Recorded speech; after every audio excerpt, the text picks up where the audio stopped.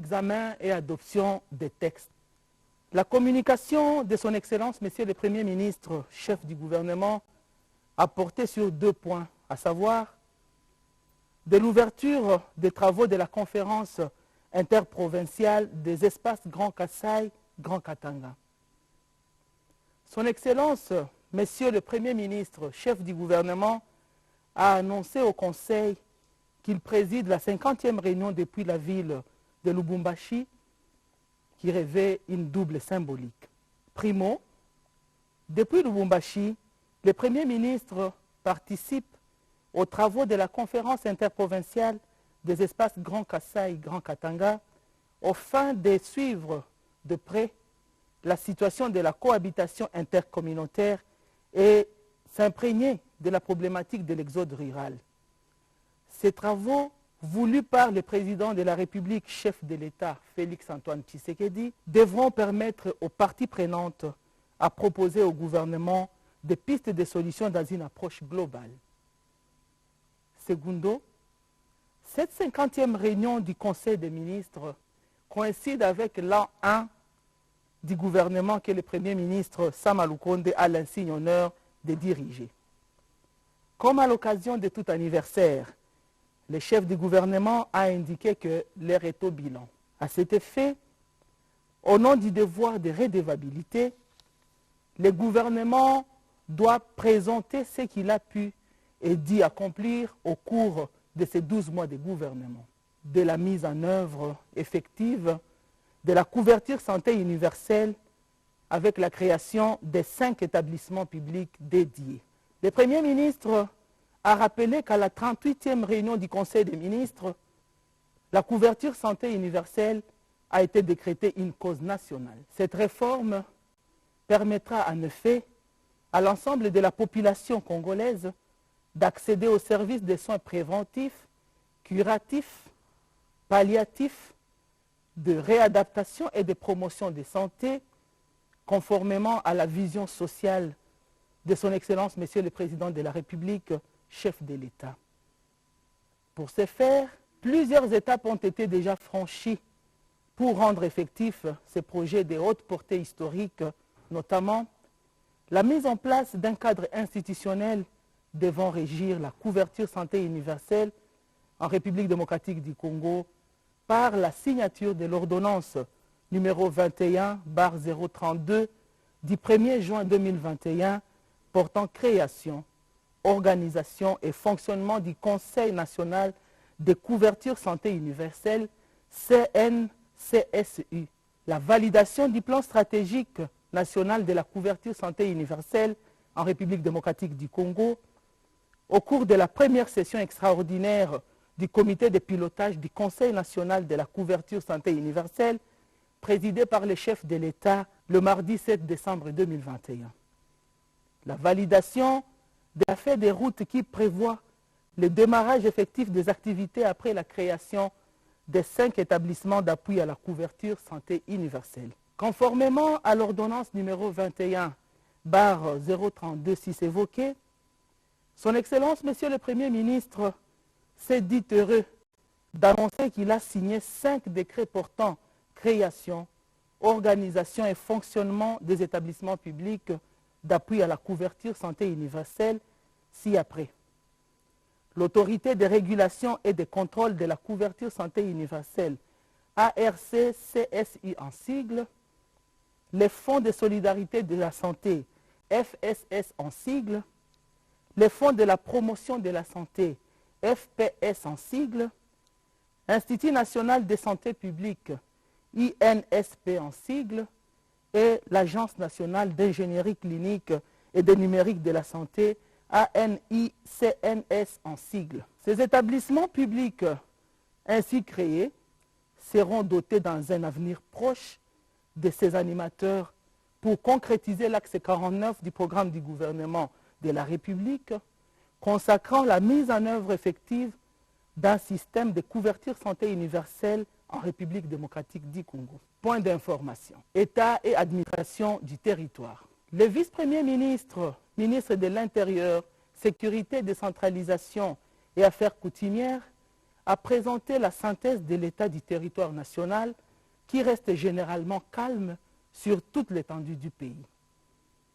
Au cours de la semaine qui s'achève, l'état d'esprit de la population a été marqué notamment par la célébration dans la quiétude de la fête de Pâques par les croyants chrétiens, la satisfaction au sein de l'opinion après la libération du reste des membres des task force pour la paix et la réconciliation prise en otage par la milice Codeco, de vives réactions en sens divers dans une bonne frange de l'opinion opposée à la demande du dialogue faite par le M23 et exhortant les FRDC à plus d'assiduité pour neutraliser ces mouvements. Pour les Hauts-Touélé, il a été fait mention de la persistance des tensions entre les éleveurs étrangers Mbororo et les populations locales suite à l'occupation des espaces par ces derniers en termes de pâturage pour leur bétail.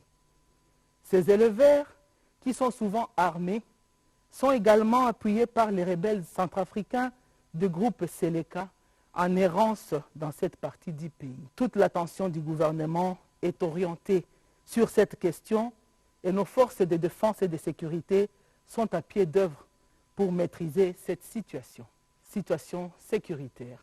À la suite du vice-premier ministre, ministre de l'Intérieur, Sécurité, Décentralisation et Affaires coutumières, le ministre de la Défense nationale et ancien combattant a présenté les particularités sécuritaires sur l'ensemble du pays. Concernant l'évolution opérationnelle de l'état de siège, le ministre de la Défense nationale et ancien combattant a indiqué que les forces armées de la République démocratique du Congo poursuivent les opérations visant à éradiquer les ADF-MTM et leurs supplétifs qui s'illustrent par des massacres de populations. Suite à la pression des FARDC, 20 otages ont été relâchés par les terroristes ADF-MTM le 19 avril dernier en territoire d'Irumu. Après interrogation, les rescapés ont fait état de l'épuisement de ces groupes terroristes et signalé que leur effectif actuel s'élève à plus ou moins 100 combattants, 40 femmes et une vingtaine d'enfants, et parmi eux quelques étrangers dont 2 Somaliens. Dans les secteurs opérationnels Sukola 2 Nord Kivu et Sukola 1 Grand Nord, l'alerte maximale des unités de ces secteurs reste de mise. Les opérations de patrouille, de combat et de liaison ont été intensifiées sur tous les axes contre l'activisme des groupes armés. Pendant que les rebelles du M23, qui ont unilatéralement déclaré un cessez-le-feu dans un communiqué, continuent à occuper leurs positions dans le village Tchunzu, Ndiza, Rugusa, Runyonyi et Sabignon, 3 de leurs éléments qui ont été capturés par les forces loyalistes ont confirmé que l'hélicoptère de la MONUSCO était abattu par les combattants Mujambere, un des gardes rapprochés de M. Makenga. Évolution de la situation de l'épidémie à Covid-19 en République démocratique du Congo. Le ministre de la Santé publique, Hygiène et Prévention a présenté la situation liée à la pandémie à Covid-19 en République démocratique du Congo. Il a indiqué que globalement, la situation sanitaire de la pandémie à Covid-19 reste stable et maîtrisée en République démocratique du Congo avec un taux de létalité de 1,5%. La courbe des cas de contamination demeure toujours à la baisse. En effet, dans la période du 16 au 22 avril 2022, on a enregistré seulement 8 nouveaux cas de contamination, dont 6 à Kinshasa, 1 au Lualaba et 1 au Haut-Katanga. La courbe descendante du taux de contamination devrait pousser la population à observer davantage les mesures barrières pour qu'avec les efforts des uns et des autres, notre pays soit parmi les États qui vont vaincre cette pandémie. Par ailleurs, au regard du développement du sous-variant BA aux États-Unis d'Amérique, en Chine, en France et en Allemagne, il est recommandé aux services travaillant aux frontières de renforcer les dispositifs de contrôle sanitaire de la manière la plus rigoureuse. En même temps, la campagne de couverture vaccinale doit se poursuivre car notre pays dispose de 6,6 millions de doses de vaccins contre Covid-19, dont 3,5 millions sont stockés à Kinshasa et 1,5 million en province. Le taux de vaccination doit s'accroître car 1,4 million de doses risquent de péremption entre mai et juillet 2022. Avant de clore son propos, le ministre de la Santé publique, Hygiène et Prévention a informé le Conseil de sa décision autorisant temporairement des tests rapides au point d'entrée de Kasumbalesa afin de réduire les temps d'attente et favoriser la circulation des camions, évitant ainsi les congestions des tracts à ces points d'entrée. Le Conseil a pris acte de cette note d'information. Note d'information à l'issue de la 52e réunion ministérielle de l'ORADA. La ministre d'État, ministre de la Justice et garde des Sceaux a informé le Conseil de sa participation à la 52e réunion ministérielle de l'Organisation pour l'harmonisation en Afrique du droit des affaires ORADA. Cette réunion s'est tenue à Niamey du 14 au 15 avril 2022 sous le haut patronage de son Excellence M. Mohamed Bazoum, président du Niger et président en exercice depuis janvier 2022 de la conférence des chefs d'État et du gouvernement de l'ORADA. Un temps fort de cette 52e réunion, c'est l'élection des 5 juges de la Cour commune de justice et d'arbitrage, élection au terme de laquelle notre compatriote Jean-Marie Kambouma Soula a été élu juge. Sur l'instruction de son Excellence, Monsieur le Président de la République, chef de l'État, le gouvernement était appelé à soutenir et à accompagner la candidature de notre compatriote Kambouma, qui a réussi à battre les 11 autres candidats au poste présentés par 9 différents pays. Pour le moment, la République démocratique du Congo assume la vice-présidence de cette organisation et en prendra les commandes en 2023. Le Conseil a pris acte de cette note d'information. Évolution de la situation récente sur le marché d'échange ainsi que des biens et services. Invité à intervenir, le vice-gouverneur de la Banque centrale du Congo, représentant la gouverneure empêchée,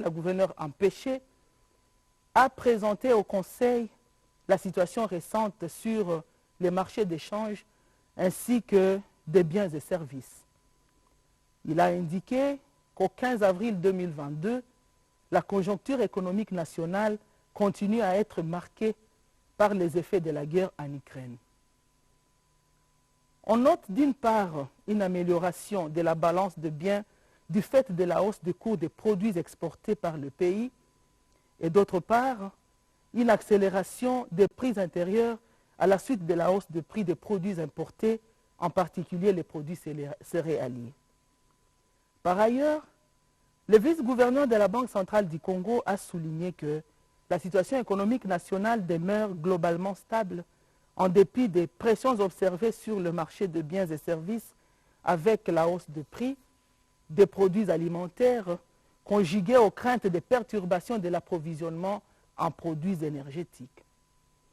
Face aux risques externes et internes qui se caractérisent par les renchérissements des cours du pétrole suite aux tensions géopolitiques et stratégiques ainsi qu'à une offre rigide, les resserrements de la politique monétaire par les grandes banques centrales qui pourraient induire des tensions sur le marché financier, les pressions inflationnistes tenant à des chocs d'offres, les inflations importées à travers la hausse de prix des produits alimentaires et pétroliers, l'impact de la hausse de la facture pétrolière sur le budget de l'État, la persistance des tensions sur les prix intérieurs découlant du goulot d'étranglement structurel. Il a été recommandé, entre autres, le ciblage des grands bassins de production du pays, la levée des ruptures d'échange en vue de l'approvisionnement des centres urbains en denrées alimentaires, la coordination continue des actions au niveau de la politique budgétaire et de la politique monétaire dans le cadre du maintien du pacte de stabilité, la poursuite de la politique budgétaire de financement monétaire pour éviter la résurgence d'inflation intérieure d'origine monétaire et le suivi à la loupe des impacts de la guerre ukrainienne sur l'économie de notre pays. Sur un autre aspect, le vice-gouverneur de la Banque centrale du Congo a indiqué que le solde d'opinion des chefs d'entreprise s'est amélioré en mars 2022, progressant de 31,1% contre 28,3% et 27,8% respectivement en février et janvier 2022. Au cours de la deuxième semaine d'avril 2022, le rythme de formation de prix a ralenti, attesté par un taux d'inflation hebdomadaire de 0,20% contre 0,44% la semaine précédente. En cumul annuel, le taux d'inflation s'est établi à 2,97%. À condition inchangée, il serait attendu un taux d'inflation de 10,67% à fin décembre 2022 contre une cible de 7%. La stabilité observée sur les deux segments du marché d'échange depuis le mois d'août 2020 est confortée par le maintien de la bonne coordination des actions de politique macroéconomique et une conjoncture extérieure globalement favorable. En rythme annuel, cela est attesté au 15 avril 2022 par une faible dépréciation de la monnaie nationale de 0,19% sur le marché officiel contre une appréciation de 0,62% au parallèle en rythme hebdomadaire. Le Conseil a pris acte de cette note d'information. Approbation d'un relevé des décisions du Conseil des ministres.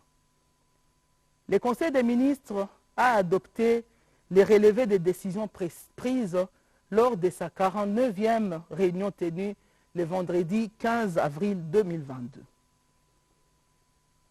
Examen et adoption d'un dossier.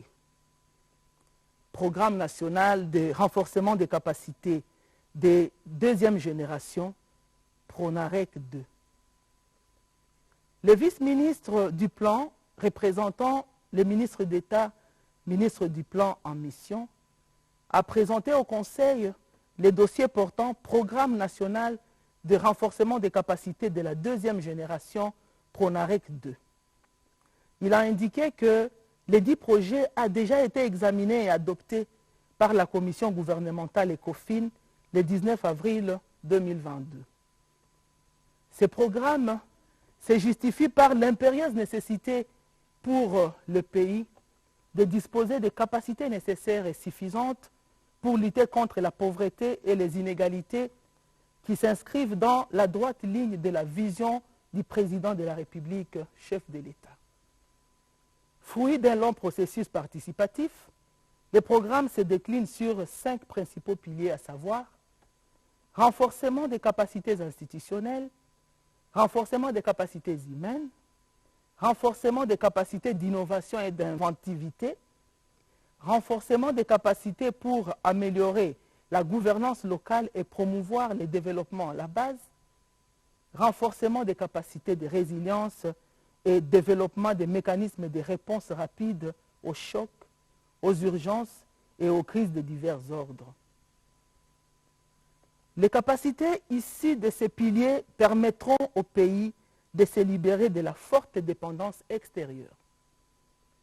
Le programme est un outil programmatique par excellence de la stratégie de renforcement des capacités nationales pour l'identification des institutions résilientes, fortes et de qualité, la promotion d'une administration publique et d'un service moderne et plus performant au service du développement socio-économique et la promotion et le développement du capital humain par la valorisation des ressources humaines du secteur public, du secteur privé et de la société civile à tous les niveaux. Tel qu'adopté par le Conseil national de renforcement des capacités CNRC et la commission gouvernementale ECOFIN, le coût global de ces programmes est de dollars américains 152 355 539,86. Ce montant sera mobilisé progressivement dans les 5 années de la mise en œuvre du programme, a dit le vice-ministre, avant de conclure que le CNRC intégrera plusieurs ministères en fonction des réformes prioritaires initiées par le gouvernement. Après débat et délibération, ce dossier a été adopté. Examen et adoption des projets de texte. Projet de loi portant autorisation de la prorogation de l'état de siège sur une partie des territoires de la République démocratique du Congo. La ministre d'État, ministre de la Justice et garde des Sceaux a soumis au Conseil le projet de loi autorisant la prorogation de l'état de siège dans les provinces de l'Ituri et du Nord Kivu pour une période de 15 jours prenant cours le 5 mai 2022. Cette prorogation permettra à nos forces de défense et de sécurité appuyées par l'armée ougandaise de consolider les acquis des opérations antérieures et de poursuivre l'envergure des actions en vue de mettre fin à l'activisme des terroristes et groupes armés tant locaux qu'étrangers opérant depuis plusieurs années sur cette partie de la République démocratique du Congo. Après débat et délibération, le Conseil a adopté ces projets de loi. Projet de loi autorisant la ratification par la République démocratique du Congo du traité portant création de l'Agence africaine du médicament adopté à Addis Abeba le 11 novembre 2019. Le ministre de la Santé publique, Hygiène et Prévention a présenté au Conseil les projets de loi autorisant la ratification par la République démocratique du Congo du traité portant création de l'Agence africaine du médicament adopté à Addis Abeba le 11 novembre 2019. La ratification du dit traité renforcera la participation de la République démocratique du Congo aux activités des organisations sous-régionales et internationales, parmi lesquelles la communauté de développement de l'Afrique centrale, SADC, la communauté économique des États de l'Afrique centrale, OCEAC, l'Union africaine, UA, et l'Organisation mondiale de la santé, OMS. Par ailleurs, le ministre de la Santé publique, Hygiène et Prévention a indiqué que la ratification du traité de l'Agence africaine du médicament permettra de protéger la santé publique à travers la mise en place d'un système efficace et efficient de réglementation et de contrôle des produits pharmaceutiques et médicaux à tous les niveaux, et veillera à ce que ces produits répondent aux normes requises en matière de sécurité, d'efficacité et de qualité. D'investir dans une réglementation efficace et efficiente des médicaments, des produits médicaux et des technologies tenant compte de la mise en exergue par la pandémie de Covid-19 et de ses besoins urgents pour l'Union africaine et ses États membres. De renforcer la diplomatie politique en matière de santé, le leadership et la coordination au sein de l'UA, d'accroître la résilience des systèmes de santé et de mieux se préparer aux crises futures, de renforcer notre capacité commune de gestion des crises en Afrique et de se préparer pour parer à des graves menaces sanitaires transfrontalières. Bref, la ratification du traité sus-évoqué renforcera la préparation et la capacité de réponse aux crises sanitaires actuelles et futures. Après débat et délibération, le Conseil a adopté ces projets de loi. Projet de décret portant organisation, création, organisation et fonctionnement de l'Office national des céréales, ONACER. Le ministre de l'Agriculture a présenté au Conseil le projet de décret portant création, organisation et fonctionnement de l'Office national des céréales, ONACER. Ce projet se justifie par le fait que, malgré sa superficie de 2 345 000 km², et de 80 millions d'hectares de terres arables dont 80% ne sont pas à ce jour exploités, la majorité des Congolais vivent sous un manque criant de denrées alimentaires en général et des céréales en particulier. Les missions assignées à l'ONASER sont la production, la promotion, la commercialisation des cultures céréalières et l'encadrement des exploitants agricoles œuvrant dans ces secteurs. Après débat et délibération, le Conseil a adopté ces projets de décret. Commencé à 13h34, la réunion du Conseil des ministres a pris fin à 15h54.